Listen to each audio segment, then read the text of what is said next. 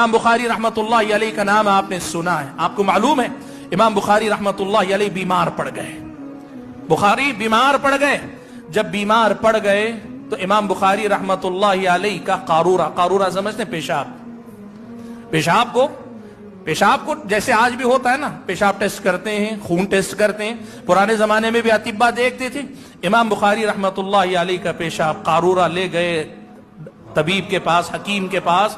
تو اس نے دیکھ کر کہا یہ ایک ایسے انسان کا قارورہ یا پیشاب ہے جس آدمی نے ایک زمانے سے روکھی روٹی کھائی ہے، سالن تک اس کو نصیب نہیں ہوا ہے.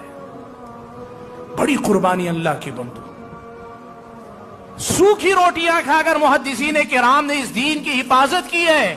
اور آپ کو معلوم ہے امام بخاری ہی کے بارے میں لکھا ہے کہ ایک رات کسی کے ہاں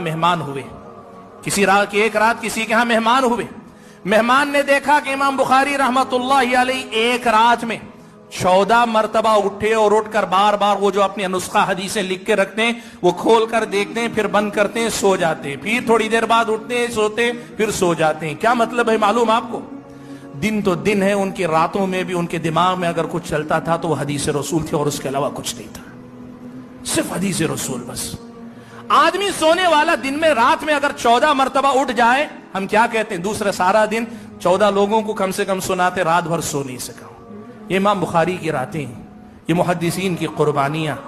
آپ کو معلوم ہے کتنی قربانیاں، اگر آپ محدثین کی سیرتیں پڑھتے جائیں، بڑی قربانیاں محدثین کرام نے دی. میں یہ بات آج بڑی ذمہ داری کے ساتھ آپ کے سامنے کہنا چاہتا ہوں کہ اللہ تعالیٰ کے دین کی حفاظت، اور خاص طور پر جو بدعتیں بعد کے زمانے میں وجود میں آئے، آپ نوٹ کر کے دیکھو یہ بات.